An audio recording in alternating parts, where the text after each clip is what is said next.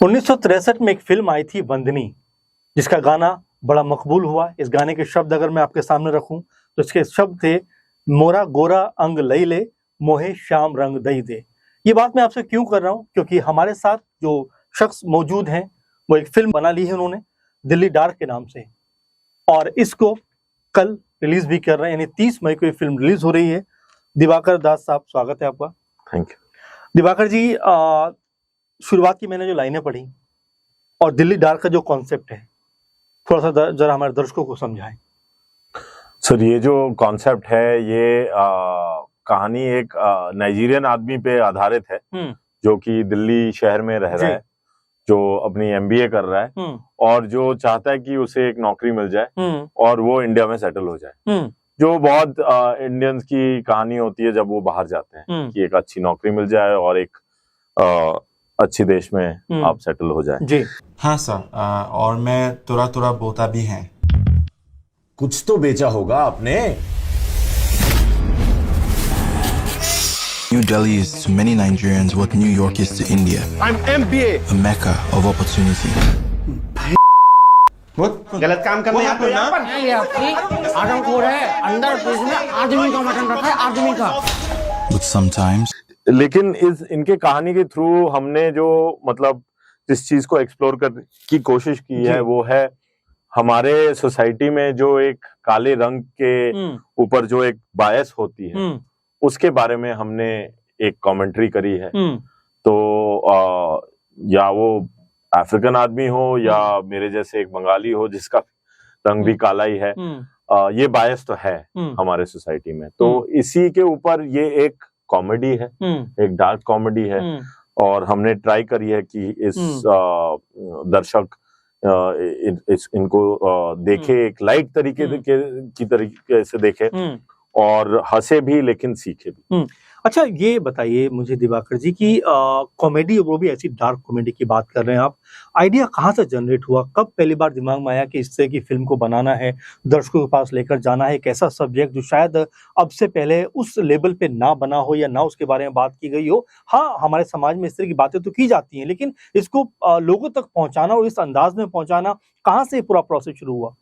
Sir, मैं हमेशा एक फिल्म मेकर बनना चाहता था और कहानियां या तो ये थिएटर या कहानियां लिखना ये मैं बचपन से ही कर रहा था। जी। जब मैं मतलब 6 या 7 में जब मैं बोर्डिंग स्कूल गया था, कलकत्ता से मैं नॉर्थ इंडिया एक बोर्डिंग स्कूल में गया था, तो मैं काफी मतलब उस टाइम पे मैं और भी थोड़ा काफी ज्यादा काला था। और उस टाइम पे क्या होता था कि मेरी काफी बुलिंग हुई थी दूसरे बच्चों से, और ये बुलिंग मतलब 1 साल नहीं, 2 साल नहीं, 3-4 साल, 5 साल चलती गई। तो उस टाइम पे क्या होता है सर, हम सब बच्चे होते हैं, लेकिन क्या होता है, और तो बच्चे होते हैं तो हम लोग उसका रिस्पॉन्स भी दे सकते हैं। किसी ने हमें कुछ बोल दिया, मैंने उसको वापस कुछ बोल दिया, किसी को मार दिया, ये कर दिया, वो कर दिया, तो आपको लगता है कि उस टाइम पे सब कुछ ठीक हो गया है।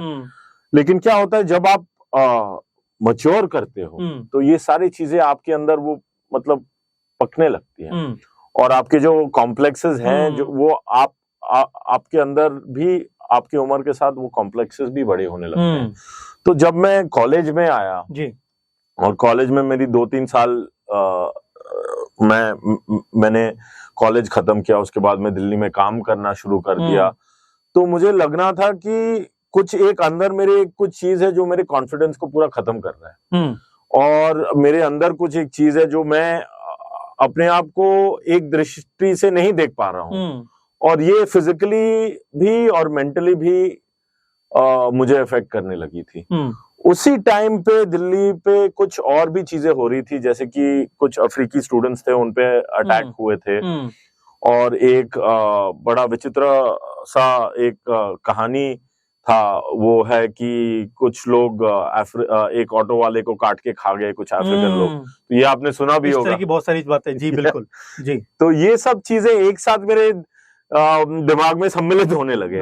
तो एक तो मेरी जो आइडेंटिटी थी, जबकि मेरे लोगों ने, मेरे दोस्तों ने या मेरे सहपाठियों ने एक टाइम पे मुझे बहुत बार जिसे एन वर्ड कहते हैं, जिसे मतलब आप नॉर्मली तो बोला नहीं जा सकता। बिल्कुल बिल्कुल। तो वो मुझे की बातें, हाँ, वो मुझे हर रोज सुनने को मिलती थी। तो ये मुझे लगने लगा कि ये सेम ही चीज उन अफ्रीकन स्टूडेंट्स के साथ भी हो रहा है, सेम चीज मुझे भी बोला जाए तो क्या है हम दोनों में कि जो ये काला रंग जो है ये क्यों इतना बड़ा प्रॉब्लम है। तो स्लोली ये वो अंदर का कहीं बैठा हुआ जो था कि इस बात को लेकर मुझे परेशान किया जाता है, फिल्म बनाने का वही एक जरिया बना। यस। अच्छा, ट्रेलर देखकर तो ऐसा लग रहा है जैसे ये पूरी फिल्म जो है वो अफ्रीकी आशुएत को लेकर कहीं ना कहीं बेस्ड है। आप जो बात कह रहे हैं उससे थोड़ा सा अलग नजर आ रही है, या फिल्म में कुछ और एलिमेंट भी हैं? फिल्म में दूसरी एलिमेंट्स भी हैं, दूसरे कैरेक्टर्स भी हैं। ये दिल्ली के लाइफ को बहुत अलग तरीके से दिखाया गया है इसमें, कि दिल्ली एक ऐसी शहर है जहां सबके लिए जगह है और बाहर के बहुत लोग रहते हैं। तो एक ऐसे अफ्रीकी कैरेक्टर के थ्रू से हम दूसरे कैरेक्टर्स को भी देख रहे हैं, दिल्ली के अलग अलग एस्पेक्ट्स को भी देख रहे हैं जो हम नॉर्मली बड़े बॉलीवुड फिल्म्स में शायद हमने नहीं देखा हो। तो हमारी शूटिंग भी जो हुई है वो सिर्फ चांदनी चौक और इंडिया गेट पे नहीं हुई है। हमारी शूटिंग ऐसी ऐसी जगह में हुई है जैसे कि पांडव नगर, जैसे घिटोरनी, जैसे महरौली आर्कियोलॉजिकल कॉम्प्लेक्स, जो जहां हमें दिल्ली के कुछ छुपे हुए फ्लेवर्स दिखने को मिलते हैं। तो ये जो दिल्ली है ये बॉलीवुड की बनाई हुई दिल्ली नहीं है, अमूमन जो अब तक देखी जाती रही वो दिल्ली से अलग है। ये दिल्ली की बनाई हुई दिल्ली है। अच्छा, ये बताएं कि आपने काले गोरे के बारे में बात भी कर रहे हैं, फिल्म भी उसी मुद्दे पर है। हमारा जो देश है या जो हमारे देश के लोग हैं, अक्सर आप शादी विवाह की जब बातें सुनते हैं, देखते हैं, तब रंगों के नाम पर भी शादियां ब्रेक हो जाती हैं। तो क्या वो कुछ भी फ्लेवर फिल्म में देखने को मिलने वाला है? थोड़ी रेफरेंसेस तो जरूर है, थोड़ी रेफरेंसेस तो जरूर है कि एक अगर कोई शादी करना चाहे तो हमेशा पहले वो कॉलम्स में भी हमेशा आया जाता है उज्जवल श्याम वर्ण, जो हम बंगाली में उज्जवल श्याम बोर्नो जो हम बोलते हैं। तो ये फैक्टर्स तो है ही कि एक जो काला लड़का है वो मतलब वो कितना डिजायरेबल है अगर रंग को हटा दिया जाए। और सारे और सारे आप अगर हिंदी फिल्मों के गानों में भी देखो, गोरे रंग पे इतना गुमार न कर, या गोरे गोले गालों में गोरे गोरे मुखड़े पे काला काला चश्मा, बहुत सारे। तो सब गोरी है, हर एंगल में गोरा ही है, गोरी है, कलाइयां, तमाम सारे। करेक्ट। ये काले को हमने कभी ऐसे बना के बहुत कम ही देखा है कि हमने काले रंग को कोई। ये दिवाकर सर, मुझे इरशाद कामिल की एक बात याद आ रही है, जो बड़े शायर लेखक भी हैं, बॉलीवुड के फिल्मों गीत लिखते हैं। उन्होंने एक बुक का जिक्र एक समय किया था, काली औरत का ख्वाब। उन्होंने कहा कि अगर 100-200 साल पहले काले को भी अगर सुंदर कहा गया होता तो आज ये एक अभिशाप की तरह नहीं होता। क्या उसको भी फिल्म रिप्रेजेंट करती है? हम देखिए, जैसे कि हम बोलते हैं फॉर एग्जांपल कृष्ण भगवान जी जो है, कृष्ण भगवान जी को भी हम श्याम, हम उनको बोलते हैं श्याम रंग, जिनका रंग काले घने बादलों जैसा है। तो हमारे कल्चर में हमेशा काले रंग का तो रिस्पेक्ट हुआ है और था भी। शायद बीच में कॉलोनियल जो हमारा हैंगओवर है, या मतलब कॉलोनियल रूल के वजह से हमारे दिमाग में बहुत कुछ चीजें आ गई हैं जो जिस चीजों ने हमें करप्ट कर दी हो। हमारे कल्चर में तो हमेशा तो इतना तो रिस्पेक्ट तो था ही काले रंग के। जी अच्छा, दिवाकर जी बताइए जरा, क्योंकि मुद्दा थोड़ा सा गंभीर भी है, जटिल भी है, मुश्किल भी है, और जैसा आप बता रहे हैं कि बहुत सारी चीजों को आपने फेस भी किया है। इन तमाम चीजों को बुनते हुए कॉमेडी के अंदाज में पेश कराना या पर्दे पर उतारना आसान था या मुश्किल था? बहुत मुश्किल था, लेकिन सर मैं एक ही चीज कहना चाहूंगा कि हमारे देश में बहुत अलग अलग टाइप्स के प्रॉब्लम्स हैं। तो ये जो मुद्दा है ये हमें एक इंसानी तौर पे समझना है। ये पॉलिटिकल नहीं है, ये इंसानी एक मामला है जिसको हर आदमी अपने तौर से ही समझेगा। तो मैं यही चाहता हूं कि ये एक एंटरटेनिंग जो फिल्म है उसके थ्रू से अगर हम अपने आप को देख सके, या नहीं कि ये नहीं कि आप गलत हो, आप सही हो। मैं किसी के ऊपर उंगली नजरिए के ऊपर आप खुद अपने आप पे उंगली उठाओ, मैं कोई नहीं होता हूँ आप पे। अच्छा, फिल्म का होल प्रोसेस, जो बनने का प्रोसेस था, कितना समय लगा और क्या क्या? सर अगर आप राइटिंग से लेके और कल रिलीज हो रही है उतना आप देख लो, तो लगभग 6-6.5 साल लग गए, क्योंकि ये एक इंडिपेंडेंट फिल्म है। 6-6.5 साल का वक्त लग गया। बहुत लंबा वक्त नहीं हो गया? आजकल सर है। और ऐसे सर आज मैं बात कर रहा था, मैं लीड एक्टर सैमुअल से बात कर रहा था और अचानक मेरे को ये कि मैं आपसे 2020 में मिला था, आज 2025 हो गया, 5 साल चले गए इसके बीच में, मतलब इस संघर्ष में मतलब निकल जाते हैं और पता भी नहीं चलता। क्योंकि 6.5 साल का जिक्र मैं इसलिए भी कर रहा हूँ दिवाकर सर, क्या आप देख रहे हैं कि बॉलीवुड का जो चलन है वो कोई रीमेक फिल्म उठाइए, रीमेक करिए और 2-4-6 महीने में उसको बनाकर रिलीज कर दीजिए। करेक्ट। और 6.5 साल का इंतजार या इतना वक्त देना, बहुत ज्यादा वक्त नहीं दे दिया आपने? बहुत ज्यादा वक्त दे दिया सर, बट मेरे पास कोई ऑप्शन भी नहीं था। और ये मेरे बच्चे की तरह है, ये मेरे लिए एक प्रोजेक्ट नहीं है, इसके लिए मैंने बहुत कुछ खोया है लाइफ में। परिवार का सपोर्ट रहा इसमें? परिवार का 100% सपोर्ट रहा है। परिवार का अगर सपोर्ट नहीं रहता तो मैं नहीं रहता सर, फिल्म तो दूर की बात है।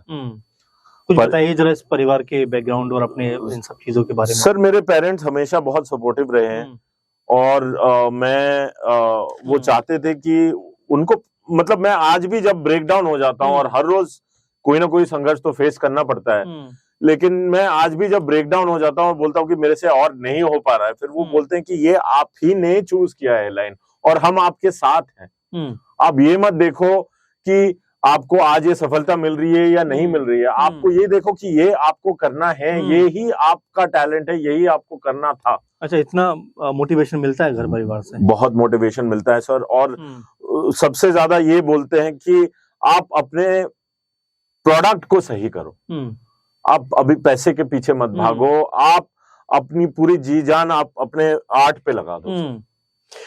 अच्छा, प्रेरणा के लिए अगर देखा जाए तो क्या है प्रेरणा स्रोत आपका? क्योंकि ऐसे जटिल मुद्दे के ऊपर फिल्म के जरिए लोगों को कम्युनिकेट करना, कहाँ से आती है प्रेरणा? सर प्रेरणा एक ऐसी चीज होती है ना, मुझे लगता है कि प्रेरणा या कला के प्रति एक जो लगाव होता है लोगों को और एक कहानी किसी को सुनाने की जो इच्छा होती है, वो एक बहुत, मतलब किसको बोलते हैं, ऊंची किस्म की एक कनेक्शन है, एक पावर है। ये मैंने नहीं लिखा है, ये कहीं और से आता है और जिस आदमी को ये चुनता है उसी के थ्रू आता है। तो प्रेरणा या तो वो एक कविता भी हो सकती है, वो एक फिल्म हो सकती है, वो एक पेंटिंग हो सकती है, वो आपकी एक इंस्पायर्ड, आप एक रिपोर्टाज कर रहे हो किसी चीज के बारे में और आपके जो अंदर जो पैशन है, जो जुनून है, वो चीज बाहर से आती है सर। वो आप इस तरह से नहीं, वो आप क्रिएट नहीं कर सकते, प्रोजेक्ट पे आप बना नहीं सकते। अच्छा दिवाकर सर, आपका अगर मैं फिल्म का जो लगाव है या जो आपने एक तरीके से चाहा कि मैं फिल्म के जरिए अपनी बात को कहूं, तो किसी को आपने असिस्ट भी किया है या किसी के साथ आपने रहकर काम भी सीखा है या इंडिविजुअल जर्नी आपकी चलती चली जा रही है? सर मैं एडवर्टाइजिंग में काम करता था और वापस मैं फिर दिल्ली में काम करता था, मैं थिएटर करता था और दिल्ली यूनिवर्सिटी में थिएटर करता था, उसके बाद भी बाहर भी मैं थिएटर करता था। फिर मैं कुछ सालों के लिए अमेरिका चला गया, उधर भी मैं एडवर्टाइजिंग में काम कर रहा था। फिर छोड़ के मैं इधर आ गया, दिल्ली ही वापस आया और मैंने डिसाइड करी कि दिल्ली में ही मैं फिल्में बनाऊंगा। और मैंने छोटे मोटे प्रोजेक्ट के साथ शुरू किए, दूसरे जैसे कि बाहर के क्रूज आते थे, मैं उनको प्रोडक्शन में हेल्प करता था, उनकी प्लानिंग में हेल्प करता था, फिर छोटा मोटा प्रोजेक्ट्स उठाना शुरू किया। तो ऐसे ही सीखा है सर, ऑन द जॉब ही सीखा है। ऑन द जॉब ही सीखा है। दिवाकर साहब, हम प्रोग्राम के बिल्कुल अंतिम उसमें चल रहे हैं, जरा बताइए कि अब दिवाकर सर का इसके बाद क्या क्या प्रोजेक्ट आने वाले हैं या किन किन चीजों पर काम अभी चल रहा है? सर मेरा जो फेवरेट जो जॉनरा है वो है सैटायर जी, व्यंग बोलते हैं शायद, तो वही मेरा फेवरेट जॉनरा है। और ये व्यंग के अंदर ही मैं अलग अलग चीजों को मैं देखना चाहता हूँ व्यंग के नजरिए से। कोई प्लान है ऐसा अभी? हाँ, मेरी दूसरी स्क्रीन प्ले है जो खत्म हो रही है और मैं कुछ लोगों के साथ उसके बारे में बात कर रहा हूँ और दिल्ली डाक भी मतलब अलग अलग देशों में ले जाने के लिए बात कर रहा हूँ। जी बिल्कुल। और दिवाकर सर, ये भी बताइए कि अभी तक फिल्म को बहुत सारी जगह अवार्ड भी मिल चुके हैं, बहुत सारी जगह स्क्रीनिंग भी हो चुकी है, क्या है ये प्रोसेस पूरा? सर मैं जब शुरू किया था, मुझे ये सिस्टम पता नहीं था कि कैसे कहाँ से कहाँ पहुंचना है, तो मैंने एनएफडीसी में अप्लाई किया था। तो एनएफडीसी का एक वर्क इन प्रोग्रेस लैब होता है जहां वो 4-5 फिल्में चुनते हैं, सिलेक्ट करते हैं हर साल जी। तो वो रफ कट के स्टेज में चुनते हैं, तो वहां मैंने अप्लाई किया था। उधर से मुझे दुनिया भर के फिल्म मेकर्स, एजेंट्स, डिस्ट्रीब्यूटर्स, उनसे कनेक्ट हुआ। तो और उधर से मुझे फिल्म फेस्टिवल सर्किट का सिस्टम पता चला। उसके बाद हम लोग बॉम्बे गए। बॉम्बे फिल्म फेस्टिवल के लिए हमने मामी में हमने अप्लाई किया। उसके बाद मामी के बाद हम यूरोप गए। फिर उधर से हमें थोड़ा बहुत सिस्टम समझने समझने में आया। उसके बाद फिर आपने फिल्में अलग अलग जगह पर दिखाई, अलग अलग। कैसा रिस्पॉन्स रहा लोगों का? सर बहुत ही मतलब नए टाइप का रिस्पॉन्स है, क्योंकि हमने ऐसे जगहों में दिखाए हैं जहां शायद कभी इंडियन फिल्म कभी दिखाई नहीं गई है। क्योंकि हमने काफी सारे अफ्रीकन फिल्म फेस्टिवल्स को क्लोज किए हैं, जैसे कि लिंकन सेंटर न्यूयॉर्क में हमने क्लोज किया है। वो न्यूयॉर्क अफ्रीकन फेस्टिवल है, जो कि मतलब one of the biggest African film festivals हैं दुनिया की। तो हम एक लौते इंडियन फिल्म थे और हमने उस फेस्टिवल को क्लोज किया। तो उधर जो लोग मतलब इस चीज के बारे में उन्होंने कभी देखा भी नहीं था, क्योंकि हमेशा अमेरिका में अगर आप फिल्मों में देखो तो हमेशा रेसिज्म का जो डिस्कशन होता है वो एक गोरे आदमी और काले आदमी, मतलब एक व्हाइट अमेरिकन और एक अफ्रीकन अमेरिकन के। कभी इंडियन और अफ्रीकन लोग क्या समझते हैं इस चीज के? क्या ये माना जाए कि दिवाकर जी की इंडियन फिल्म और अफ्रीकन फिल्म के लिए एक ब्रिज का काम करने का दिल डाक करेगी? 100% सर। और ये हमारी जो अभी इच्छा है कि इस ब्रिज के ऊपर और भी फिल्में बने। तो काफी सारे लोग हैं जो इसी फिल्म को लेके आगे जाना चाहते हैं, अलग अलग मार्केट्स में उसको फैलाना चाहते हैं। और कुछ लोग और भी नॉलीवुड बॉलीवुड के कोलैबोरेशंस को लेके फिल्में बनाना चाहते हैं। अच्छा दिवाकर जी, जरा दर्शकों से अपील कर दीजिए, फिल्म के बारे में क्या कुछ कहना चाहेंगे, क्या समझाना चाहेंगे, क्यों आपकी फिल्म उनको देखना चाहिए? आप जरा दर्शकों से कुछ कहना चाहेंगे? Thank you. ये फिल्म कल 30 तारीख को भारत के अलग अलग शहरों में रिलीज हो रही है। ये एक इंडिपेंडेंट फिल्म है। हमारे पास कोई OTT प्लेटफॉर्म का अभी तक कोई सपोर्ट नहीं है, तो हम लोग जा रहे हैं। हम लोग आप ही के सपोर्ट पे हम लोग जा रहे हैं। ट्रेलर हमारा काफी वायरल हो चुका है। आप लोग YouTube में जाके देख सकते हैं ट्रेलर को। और हमें यकीन है कि ये ऐसा फिल्म है जो बहुत ही हटके है, जो कि नॉर्मल बॉलीवुड सिस्टम में नहीं बन सकती है। और ये एक आपको बहुत ही एक फन एक्सपीरियंस देगा थिएटर में। जी बिल्कुल, दिवाकर जी से हमने बहुत सारे मुद्दों पे बात की, क्योंकि फिल्म का जो टॉपिक है वो अब की जो मसाला फिल्में हैं, कमर्शियल फिल्में हैं, उनसे एकदम जुदा है। और जिस अंदाज में उन्होंने अपनी बात कही है उसका मजा लेने के लिए आपको थिएटर में जाना चाहिए, क्योंकि इस तरह के कॉन्सेप्ट पे बहुत कम लोग हिम्मत कर पाते हैं, दिलेरी कर पाते हैं लोगों को इस तरह की बात को समझाने के लिए। तो दिवाकर सर, आप हमारे साथ जुड़े, बहुत धन्यवाद आपका। आपको बहुत सारी बधाई और आपको best of luck thank you so much के लिए। थैंक यू इस सो मच। तरह की फिल्में और बनाते रहिए। तमाम दर्शक हमारे साथ जुड़े, उनका बहुत धन्यवाद। हम ऐसे मुद्दों पे लगातार आपके सामने आते रहेंगे। फिलहाल